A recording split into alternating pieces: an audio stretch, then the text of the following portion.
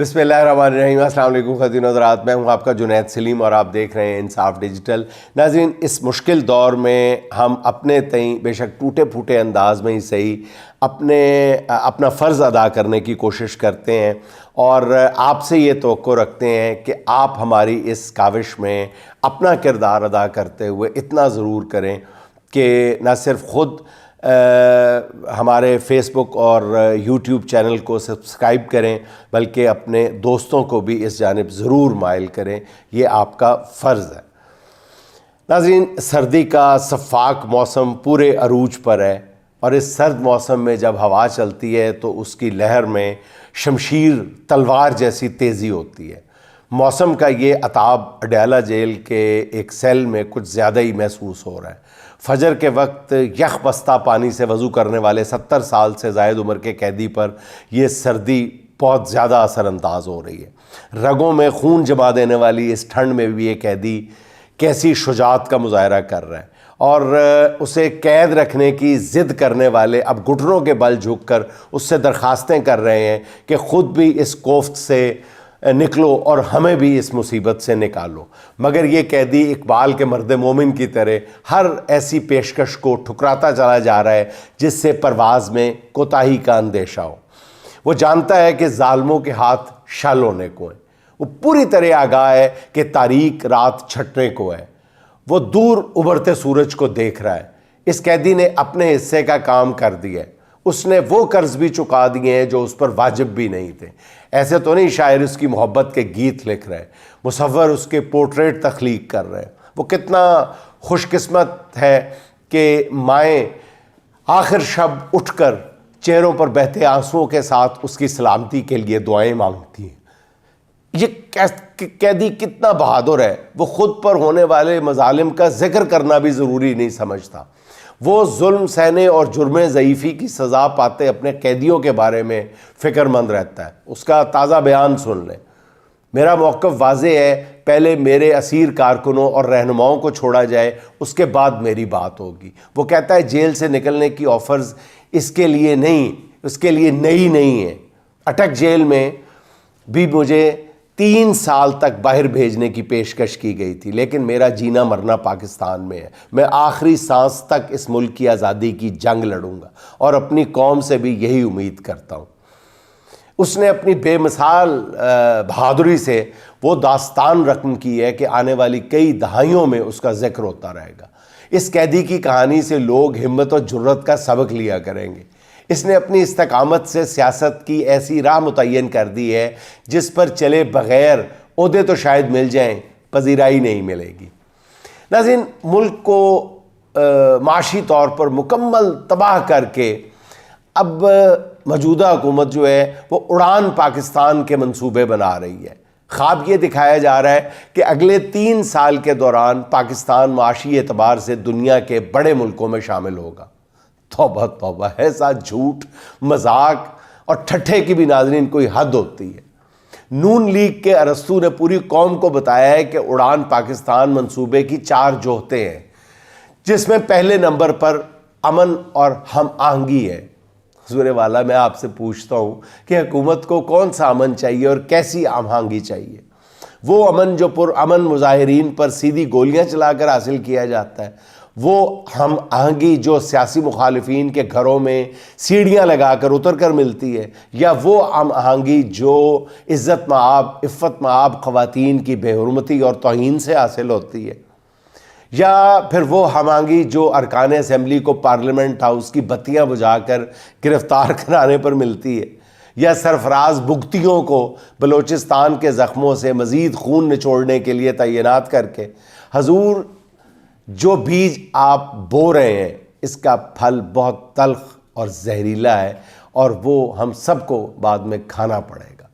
اڑان پاکستان کا دوسرا ستون پالیسیوں کا 10 سال کا تسلسل بتایا جا رہا ہے۔ شاید وہ تسلسل یہ ہے کہ غریب عوام کی زندگی آسان کرنے والا صحت کارڈ صرف اس بنیاد پر بند کرنے سے یہ تسلسل ملتا ہے کہ یہ عمران خان نے شروع کیا تھا، یا یہ تسلسل عمران خان کے اوورسیز پاکستانیوں کو سیاسی عمل میں شامل کرنے کے منصوبے ختم کر کے اور الیکٹرانک ووٹنگ مشین لانے والے منصوبے کو کھٹائی میں ڈال کر حاصل کیا گیا ہے۔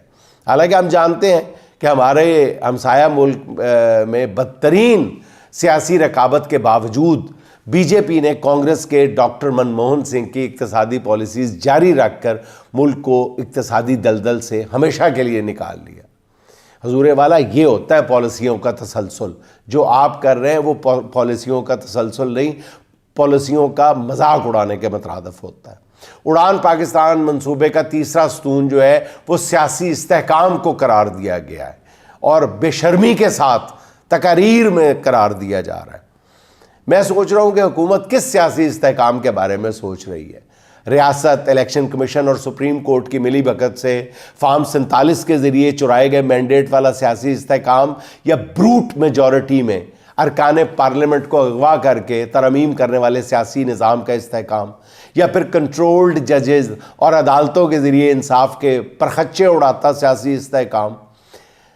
اصلاحات کا عزم یہ اڑان پاکستان منصوبے کا چوتھا ستون قرار دیا گیا، اصلاحات کا عزم۔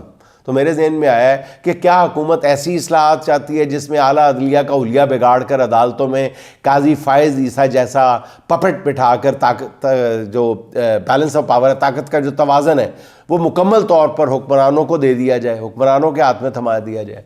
یہ وہ اصلاحات ہیں جن کے تحت نئے قوانین بنا کر انہیں پرانی تاریخوں سے لاگو کر دیا جائے، یا اور نظام سے من مانے فائدے اٹھائے جائیں۔ نون لیگ کے تمام نابغے اور ارسطو سن لے، حضور آپ سے ایسا نہیں ہوگا، کان کھول کر سن لے۔ رات کی تاریکی کو روز روشن قرار نہیں دیا جا سکتا۔ لاہور کو پیرس اور اسلام آباد کو فرینکفرٹ کہنے سے کچھ بدل نہیں جائے گا۔ ہمارا بنیادی مسئلہ آئین اور قانون پر عمل درآمد نہ ہونا ہے۔ موجودہ نظام بدلے، ناظرین 3 سال تو کیا 3000 سال الٹے لٹک جائیں، ملک ترقی نہیں کر سکتا، کبھی بھی ترقی نہیں کر سکتا۔ اور پھر یہ کس بات پہ ضد اور یہ ہٹ درمی پر قائم ہے؟ اب سننے میں آ رہا ہے، میں دیکھ رہا تھا، رانا ثناء اللہ صاحب فرما رہے ہیں کہ اس ساری صورتحال سے پریشانی کا شکار ہو کے پتہ نہیں خود کو تسلیاں دے رہے ہیں یا دوسروں سے جھوٹ بول رہے ہیں، مجھے سمجھ نہیں آتا۔ رانا ثناء اللہ صاحب کہہ رہے ہیں کہ لگتا ہے کہ عمران خان سزاؤں سے بچ نکلنے میں کامیاب ہو جائے گا۔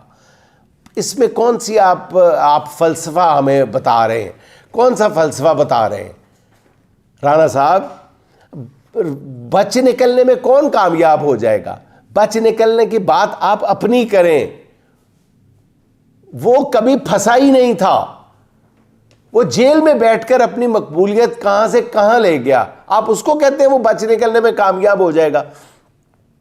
مجھے وہ یاد آتا ہے کہ میاں بیوی اسی طرح چائے بیٹھ کے پی رہے ہوتے ہیں تو شوہر کے ہاتھ سے اچانک کپ گر جاتا ہے تو وہ نیچے دیکھتا ہے اور کہتا ہے شکر ہے ٹوٹا نہیں، شکر ہے ٹوٹا نہیں، بچ گیا بچ گیا بچ گیا۔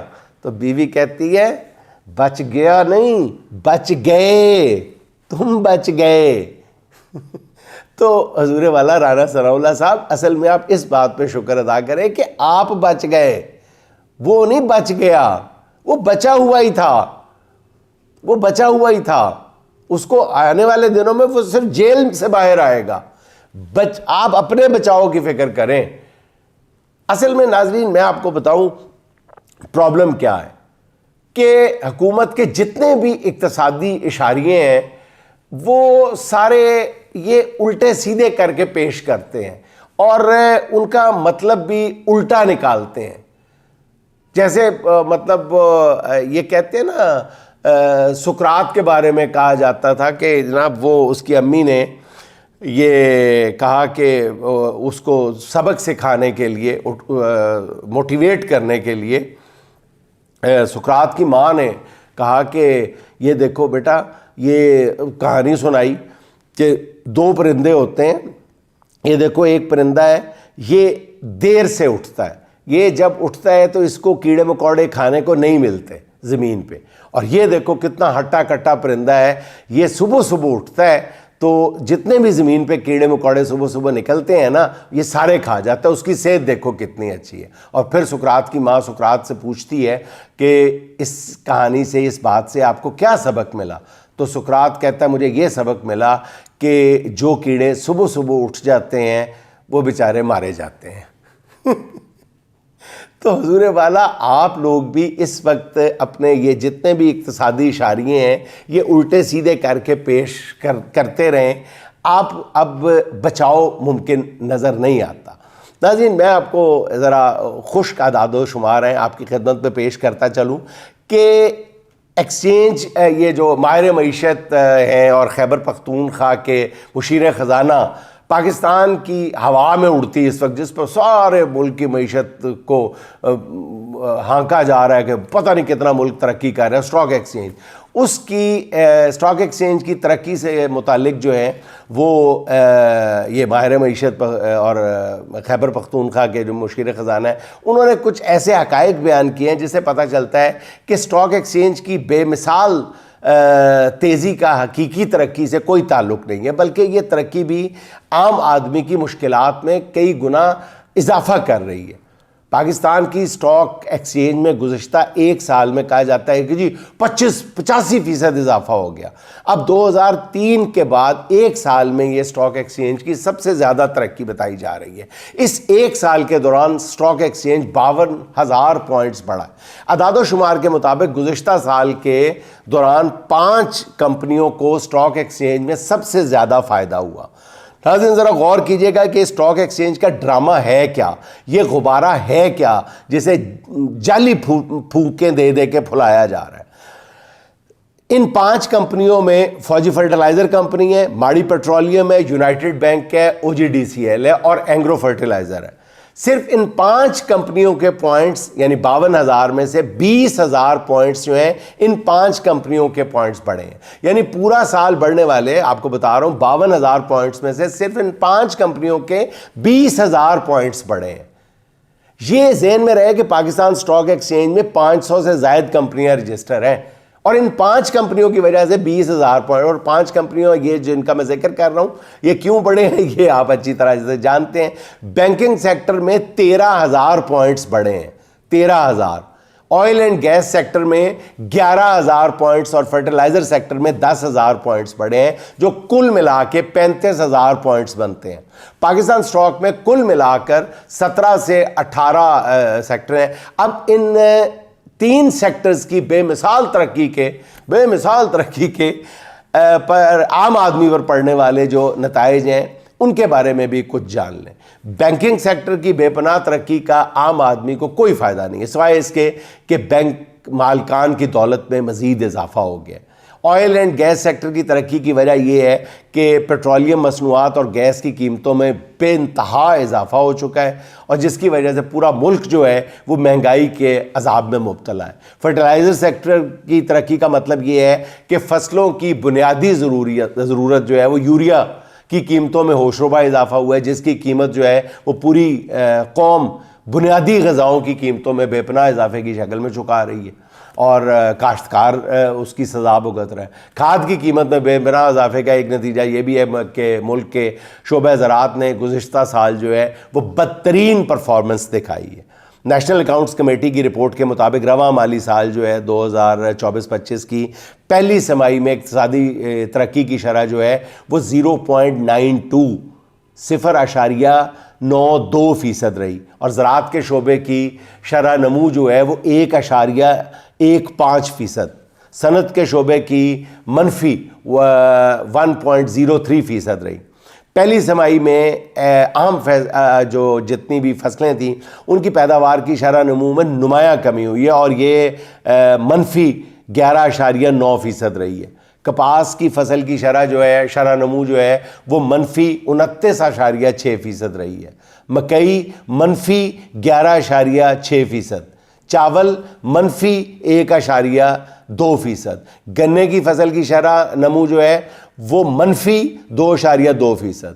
تعمیراتی شعبے میں بھی بڑی کمی واقع ہوئی ہے اور شرح نمو جو ہے وہ -14.51% رہی ہے. سیمنٹ کی پیداوار -16.12% رہی ہے. ناظرین یہ وہ حقائق ہیں جو خود ایک حکومتی ادارہ بیان کر رہا ہے. بس اتنا سمجھ لیں کہ اس وقت ملکی ترقی کی شرح جو ہے وہ 0.92% ہے، جو عمران خان کے حکومت کے آخری سال میں 6.17% تھی. رواں سال تعمیراتی شعبے کی شرح نمو جو -14.51% ہے، وہ خان کے دور میں 23.21% پر کام کر رہا تھا یہ شعبہ. ناظرین ان خوفناک اعداد و شمار کو سامنے رکھتے ہوئے اب حکمران سٹاک ایکسچینج کی ترقی کا ڈھنڈورا پیٹ رہے ہیں. یہ اصل میں عام آدمیوں کے زخموں پہ نمک چھڑکنے والی بات ہے اور کچھ نہیں. سٹاک ایکسچینج سر جو آپ جس وزیر کو دیکھو، اس کی حقیقت جو ہے یہ میں نے آپ کے سامنے رکھ دی ہے. سٹاک ایکسچینج کی یہ ترقی اصل میں اس بات کا اعلان ہے کہ یہ ملک جو ہے اس میں مٹھی بھر اشرافیہ کے مفادات کی نگہبانی کی جا رہی ہے. اور ستم ظریفی کی انتہا دیکھیے کہ راگ الاپا جا رہا ہے کہ اس سسٹم کو روکا گیا تو پھر تیزی سے ترقی کرتی ہوئی معیشت کا پہیہ جو ہے وہ پھر رک جائے گا. پھر آنے والے سال بہت سخت ہو جائیں گے. یہ کہہ کر رہا ہے آنے والے سال بہت سخت ہو جائیں گے. اور کیڑے آنے والے سال؟ آپ اس دور کی تو بات کرو. آنے والے سال وہ مگیتر کہتی ہے نا اپنے بندے سے کہتی ہے، لڑکے سے کہتی ہے کہ میں تمہارے سارے دکھ درد جو ہے نا وہ سمیٹ لوں گی. لڑکا کہتا ہے مجھے تو کوئی دکھ درد ہے ہی نہیں. لڑکی کہتی ہے میں شادی کے بعد کی بات کر رہی ہوں.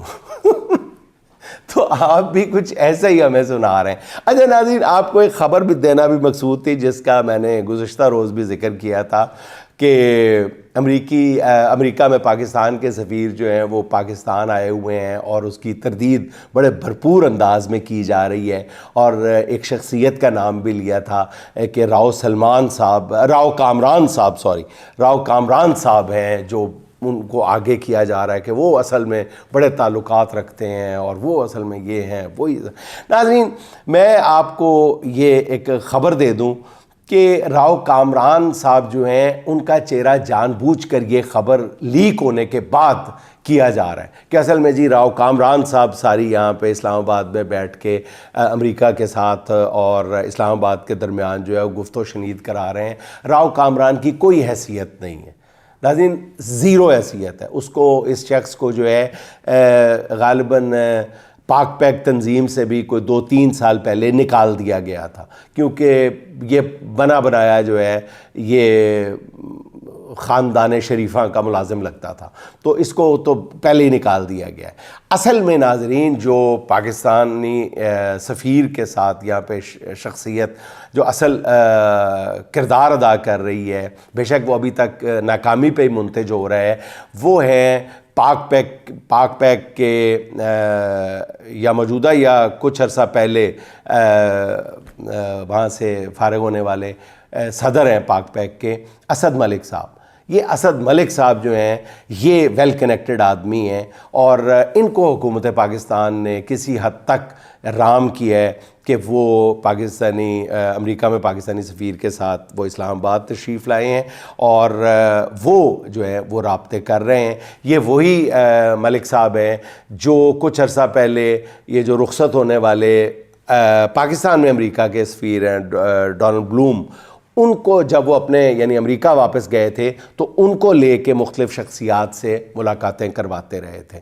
یہ ملک صاحب جو ہے یہ اب رابطے کرنے کی کوشش کر رہے ہیں اور کسی حد تک جو ہے وہ معاملات کو ٹھنڈا کرنے کی کوشش کر رہے ہیں، لیکن ابھی تک انہوں نے جو تجاویز پیش کی ہیں حکومت پاکستان کو کہ اگر آپ امریکہ میں اپنی لابنگ ٹھیک کرنا چاہتے ہیں تو وہ ساری ان کی تجاویز بھی یہی ہیں کہ کم از کم عمران خان کو رہا کیا جائے اور ان سے گفت و شنید کا سلسلہ شروع کیا جائے. اچھا ناظرین، سابق چیئرمین نادرا طارق ملک صاحب، جنہوں نے 2-3 حکومتوں کے ساتھ نادرا کے چیئرمین کے طور پہ کام کیا ہے، اور تقریباً تمام لوگ جو ہیں ان کا بہت احترام کے ساتھ نام لیتے ہیں، انہوں نے ایک بہت ہی اہم مسئلے کی جانب توجہ دلائی ہے۔ انہوں نے کہا ہے کہ اعداد و شمار کے ساتھ بتایا ہے کہ دنیا میں غیر رجسٹر بچوں کی تعداد کے لحاظ سے پاکستان اس وقت پہلے نمبر پر ہے، یعنی بچے تو پیدا ہو رہے ہیں، ان کا اندراج نہیں ہو رہا۔ اس وقت 1 سال کی عمر کے 44 لاکھ بچے ان رجسٹرڈ ہیں، جبکہ 5 سال کی عمر کے 1,80,00,000 بچوں کا کئی اندراج نہیں ہے، یعنی آبادی کا حصہ ہی نہیں ہے وہ۔ ہندوستان جو آبادی کے لحاظ سے پاکستان سے 6 گنا بڑا ملک ہے، وہاں 1 سال کی عمر کے صرف 31 لاکھ بچوں کا اندراج نہیں ہے، اور 5 سال کی عمر کے 1,25,00,000 بچوں کی رجسٹریشن نہیں ہوئی ہندوستان میں، جو 6 گنا بڑا ملک ہے۔ تو ناظرین، ریاست ماں کے جیسی تب ہوتی ہے جب وہ بچوں کو صحت، تعلیم، تحفظ فراہم کرے، مگر یہاں تو ریاست کو یہی علم نہیں ہے کہ اس کے بچے کتنے ہیں اور کہاں ہیں۔ تو جو بچے حکومت کے کاغذات میں رجسٹرڈ ہی نہیں ہیں، انہیں سہولتیں کون دے گا؟ اس سے پتہ چلتا ہے کہ حکومت کی ہر منصوبہ بندی اور مستقبل کے بارے میں ہر فیصلہ ناکام کیوں ہو جاتا ہے۔ اچھا ناظرین، آخر میں نعیم زرار صاحب کا ایک کلام سن لیں جو انہوں نے عجیب انداز میں کہا ہے، پتہ نہیں ان کا اشارہ کس طرف ہے، بہرحال آپ سن لیں اور خود اندازہ لگا لیں۔ اس نے منہ کھولا گفتگو نکلی، ہر طرف سے صدائے او نکلی، یہ ہے پرواز او شہبازی، منہ سے نکلی تو کو بکو نکلی۔ ناظرین، خوش رہیں، خوش رکھیں، آپ سے ملاقات ہوگی انشاءاللہ اگلے ولاگ میں۔ اللہ حافظ۔